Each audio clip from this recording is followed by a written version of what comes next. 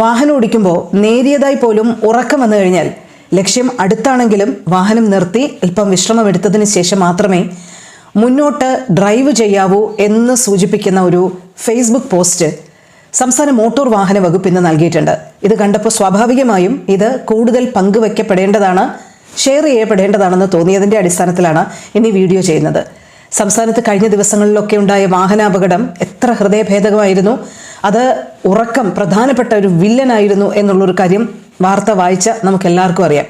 അതിൻ്റെ പശ്ചാത്തലത്തിൽ കൂടി സംസ്ഥാന മോട്ടോർ വാഹന വകുപ്പ് നൽകുന്ന ഈ നിർദ്ദേശങ്ങൾ നാം കേൾക്കേണ്ടതുണ്ട്, നാം പാലിക്കേണ്ടതുണ്ട്. രാത്രി മാത്രമല്ല പകലും ഇങ്ങനെ ഉറക്കം വന്നു കഴിഞ്ഞാൽ വാഹനം ഓടിക്കരുത്, വലിയ രീതിയിലുള്ള അപകടങ്ങൾക്ക് അത് വഴിയൊരുക്കും എന്നാണ് മോട്ടോർ വാഹന വകുപ്പ് ഓർമ്മപ്പെടുത്തുന്നത്. സംസ്ഥാനത്തെ വാഹനാപകടങ്ങളുമായി ബന്ധപ്പെട്ട ഒരു കാരണം എടുത്തു നോക്കുമ്പോൾ ഉറക്കം പ്രധാന വില്ലനാകുന്നു എന്ന് ഏതൊരു കൊച്ചുകുട്ടിക്ക് മനസ്സിലാക്കാം.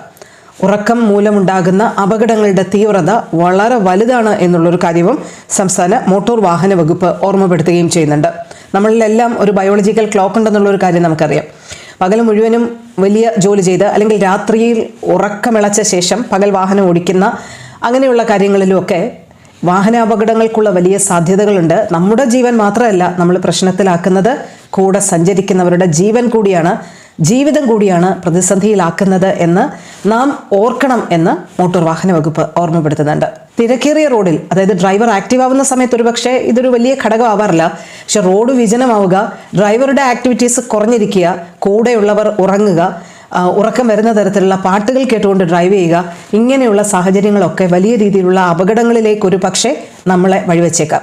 ഡ്രൈവർക്ക് ഏതെങ്കിലും തരത്തിലുള്ള ക്ഷീണം അനുഭവപ്പെട്ടാൽ, ഉറക്കം വന്നു കഴിഞ്ഞാൽ, ചിലപ്പോഴൊക്കെ നമ്മൾ ഡ്രൈവ് ചെയ്യുമ്പോൾ കണ്ണ് പതിയെ അടഞ്ഞു പോകുന്ന ഒരു അവസ്ഥ നിങ്ങൾക്കൊക്കെ ഫീൽ ചെയ്തിട്ടുണ്ടാവും. അങ്ങനെയുള്ള അവസ്ഥയിൽ വാഹനം സൈഡിൽ പാർക്ക് ചെയ്യുക, ആവശ്യത്തിന് വിശ്രമം എടുക്കുക, അതിനുശേഷം ഡ്രൈവ് ചെയ്യുക എന്നുള്ളതാണ് ഏറ്റവും സുരക്ഷിതമായ കാര്യം എന്ന് മോട്ടോർ വാഹന വകുപ്പ് ഓരോരുത്തരെയും ഓർമ്മപ്പെടുത്തുന്നതാണ് അവരുടെ ഫേസ്ബുക്ക് പോസ്റ്റ്. അത് തീർച്ചയായും ഷെയർ ചെയ്യപ്പെടേണ്ടതാണ്. ആ സന്ദേശം ഓരോരുത്തരിലും എത്തേണ്ടതുമാണ്.